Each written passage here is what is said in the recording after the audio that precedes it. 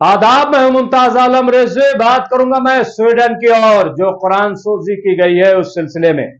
जी हां, पूरी दुनिया में इस वक्त एक हंगामा है, प्रोटेस्ट है, मुजाहरे किए जा रहे हैं, क्योंकि स्वीडन में जो कुछ हुआ, एक शख्स ने जिस तरीके से कुरान की बेहुरमती की, कुरान को नजर आतिश किया, उसको लेकर के न सिर्फ ये कि स्वीडन में बल्कि पूरी दुनिया में आवाज उठाई जा रही है। और अब तो ये ऐलान किया गया है कि क्या बेहतर हो, आलमी यौम कुरान मनाया जाए, यानी वर्ल्ड कुरान डे जो है वो मनाया जाए, ताकि दुनिया को यह पता चले कि कुरान की अहमियत क्या है, इसकी अफादियत क्या है।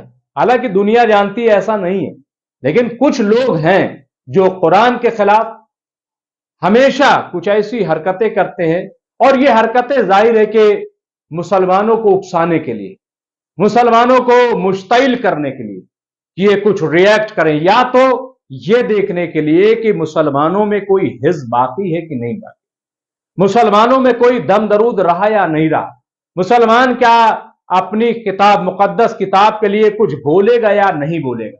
यह भी एक तरीके का टेस्ट होता है, टेस्ट किया जाता है। आप देखिए, कभी खाना काबा की बेहुरमती, कभी हुजूर सल्लल्लाहु अलैहि वसल्लम की बेहुरमती, कभी कुरान की हुरमती। ये क्यों? ये इसीलिए शायद। और आप देखिए कि स्वीडन में जिस तरीके की हरकत की गई वो वाकई हैरान करने वाली है कि आखिर कुरान मजीद को क्यों नजर आतिश किया, क्या खौफ है पूरी दुनिया का। एक ऐसी किताब जो अल्लाह की किताब, एक ऐसी किताब जो एक इंसानी हयात को रास्ता दिखाने वाली, जो अमन का पैगाम देने वाली है, जो हक और बातिल को डिवाइड करने वाली है कि हक क्या है, इंसाफ क्या है, सच क्या है, और दूसरी तरफ झूठ क्या है, बातिल क्या है, इसका फर्क करने वाली किताब, जिसमें साइंसी नुक्ता नजर से आप बात कर लीजिए, माशरती एतबार से आप बात कर लीजिए, दीनी एतबार से बात कर लीजिए, ये तमाम जो हुकूक है लोगों के, चरिंद से लेकर परिंद तक और हैवानात से लेकर ये नातिके हैवान यानी इंसानों तक का जिक्र उसमें जिस तरीके का है, तमाम अध्ययन जो है उसमें शामिल कर दिए गए। इसके बावजूद कुरान की बेहुरमती हो रही है। अब जबकि स्वीडन में यह हुआ है, तो अभी आप देखिए कि इराक में भी प्रोटेस्ट हो रहा है, ईरान में भी प्रोटेस्ट हो रहा है, पाकिस्तान, अफगानिस्तान और सऊदी अरब और तमाम, और अभी तो हाल ही में ओआईसी की मीटिंग भी हुई, एक इजलास बुलाया गया हंगामी, और उसमें जो एक बड़ा फैसला लिया गया, वो फैसला यह लिया गया कि क्यों ना ये इस मामले को जो इंटरनेशनल कोर्ट है उसमें इसको इंटरनेशनल कानून के तहत पेश किया जाए। यानी कहीं भी अगर कुरान के खिलाफ कोई मामला होता है तो उसको इंटरनेशनल कोर्ट में ले जाया जाए, ऐसा फैसला लिया गया है, ऐसा कहा गया है। क्योंकि ये जो इस्लामोफोबिया है पूरी दुनिया में, आप देखिए कि इस्लामोफोबिया के नाम पर क्या कुछ हो रहा है। हिंदुस्तान में भी अगर आप देखें तो एक मिजाज बनाया जा रहा इस्लामोफोबिया का, क्योंकि लव जिहाद, लैंड जिहाद, सिविल सर्विसेज जिहाद और न जाने कौन कौन से जिहाद जो है, ये क्या है, ये फैलाया जा रहा है। कुछ भी अगर पड़ोस ममालिक में या कहीं हो जाता है तो ये कहा जाता है कि अगर हिंदुस्तान में मुसलमानों पर कंट्रोल न किया गया तो ऐसे ही होगा जैसे बाहर होगा। ये क्या है? ये इस्लामोफोबिया ही है। तो ऐसे में अब यहां जो मुंबई में रजा एकेडमी है, उसने जो है ये ऐलान किया, न सिर्फ ये कि प्रोटेस्ट किया है, बल्कि उसने ये अपील की है कि क्या अच्छा हो कि 7 जुलाई को ये वर्ल्ड कुरान डे मनाया जाए, आलमी यौमे कुरान जो है वो मनाया जाए। इसके सिलसिले में मैंने कई उलमा से बात की। मैंने मौलाना सफ़ी हैदर साहब से, जो कि तंजीमुल मकातिब के सेक्रेटरी जनरल है, मैंने उनसे बात की कि क्या ऐसा मुमकिन है, क्योंकि ये सवाल अब उठाया जाने लगा है, मीडिया जो है इसको लेकर के अभी एक तांडव भी कर सकता है कि आखिर ये कुरान, वर्ल्ड कुरान डे क्या है, और हिंदुस्तान से ये आवाज क्यों उठी, रजा एकेडमी ने क्यों की।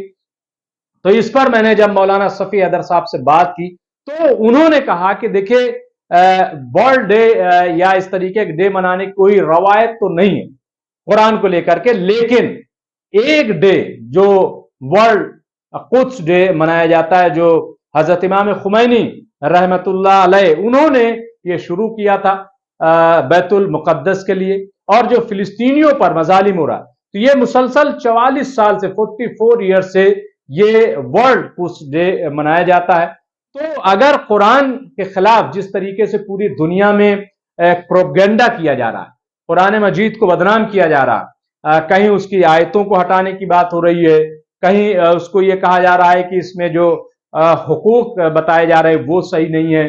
مثال طور پر ابھی یہیں آپ لے لیجیے, اگر ہندوستان میں تو یہ جو یونیفارم سول کوڈ ہے یہ کیا ہے؟ قرآن مجید میں جو 4 شادیوں کو ذکر کیا ہے کنڈیشنل, لیکن اس کو کوئی ماننے کے لیے تیار نہیں. وراثت کے مسئلے پہ جو باتیں کہیں گئی, کتنی بہترین باتیں وراثت کے سلسلے میں کہی گئی, لیکن یہاں یہ کہا جا رہا ہے کہ لڑکی اور لڑکے کو الگ الگ آدھا آدھا کیوں نہیں دیا جا رہا ہے. جبکہ آپ اگر باریکی سے دیکھیں گے چیزوں کہ لڑکی جو ہے ایک طریقے کا پرایا دھن ہے. اگر لڑکی جو ہے ماں باپ جس کو پالتے پوستے ہیں, ظاہر ہے کہ وہ جو ہے دوسرے کے یہاں بیاہ کر چلی جاتی ہے, تو جو لڑکا ہوتا ہے اس پہ ذمہ داری زیادہ ہوتی ہے گھر چلانے کی, والدین کے دیکھ بھال کرنے کی, اس لیے اس کا زیادہ حصہ رکھا گیا. بڑا سائنٹیفک ہے, لیکن اس کے باوجود آپ دیکھیں کہ کٹ حجتی جو ہے وہ چل رہی ہے. تو کئی ایسے معاملوں میں بچہ گود لینے کا قرآن مجید میں کہا ہے کہ یہ حرام ہے کہ اگر آپ کسی کا بچہ لائیں اور یہ کہہ دیں کہ صاحب یہ ہمارا ہی بیٹا ہے, اس کو اپنا نام دے دیں, اور جو اصل ماں باپ ہیں ان کے نام کو چھپا لیا جائے, اس کو حرام قرار دیا ہے, کیونکہ معاملات جو ہے مستقبل میں بگڑ سکتے ہیں. تو اس لیے قرآن جو ہے بڑا سائنٹیفک ہے, لیکن اس کو پڑھے بغیر, اس کو سمجھے بغیر, معاشرے کے حالات کو دیکھے بغیر یہ تمام پروپیگنڈے جو قرآن کے خلاف ہو رہے ہیں, تو ایسی صورت میں مولانا صفی حیدر صاحب نے کہا کہ اگر ایسا کوئی ڈے منایا جاتا ہے, ویسے تو قرآن کا ہر روز ڈے ہے, جیسے والدین کا پیرنٹس ڈے لوگ مناتے ہیں, فادر ڈے, مدر ڈے, اس طریقے کے. تو مدر تو ظاہر ہے کہ ہر دن جو ہے وہ ماں کی آپ عزت کریں, ہر دن باپ کی عزت کریں, لیکن ایک مخصوص دن طے کر دیا جاتا ہے. تو کہا کہ اگر یہ قرآن مجید کے لیے اس طریقے کوئی بنتا ہے تو اس میں کوئی حرج نہیں, شرعی ممانعت نہیں ہے, پابندی نہیں ہے.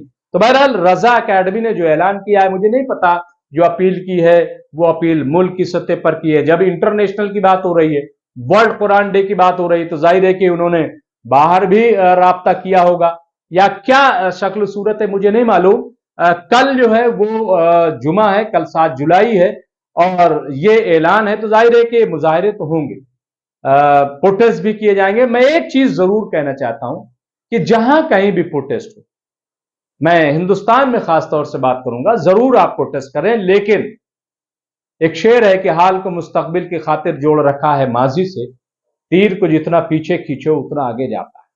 پچھلے دنوں پروٹیسٹ میں جو کالے بھیڑے گھس آتی ہیں, جو پروٹیسٹ کو ایک الگ رنگ دے دیا جاتا ہے, کوئی پتھر چلا دیتا ہے تو کوئی کچھ کر دیتا ہے, یہ کون لوگ ہیں مجھے نہیں پتا, لیکن پھنستے سب ہیں. پھر کیمرے میں جو چہرے آ جائیں گے, چاہے وہ پتھر انہوں نے چلایا ہو نہ چلایا ہو, کچھ کیا ہو یا نہ کیا ہو, لیکن ان کے خلاف کارروائی ہوتی.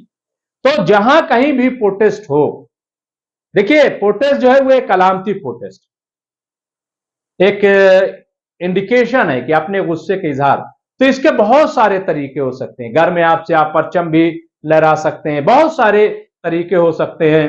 آپ خاموشی سے بھی آپ پروٹیسٹ کر سکتے ہیں, آپ چپ رہیں, خاموش رہیں بالکل, اور نکل جائے خاموشی کے ساتھ. ضروری نہیں کہ پروٹیسٹ میں نعرے ہی لگائے جائے, نعرے بازی. تو بہت سارے طریقے ہیں. تو تمام چیزوں کو دیکھنا پڑے گا کہ کہیں کوئی ایسی بدامنی نہ پھیلے. پروٹیسٹ آپ کا جائے, میسج آپ کا پوری دنیا میں جائے کہ آپ ناراض ہیں, آپ کو تکلیف ہوئی ہے قرآن کی بے حرمتی, یہ تمام چیزیں ہوں. لیکن بس یہ اس بات کا خیال میرے خیال سے رہنا چاہیے حالات کو دیکھتے ہوئے کہ کہیں کوئی ایسی بات نہ ہو کہ بدامنی پھیل جائے اور پھر آپ ایک نئی مشکل میں پھنس جائیں. ضرور پروٹیسٹ ہو, ضرور غصے کا اظہار ہو, لیکن ہر چیز کو دیکھ کر کے. مجھے امید ہے کہ اس چیز کو دیکھا ضرور جائے گا. بہت بہت شکریہ.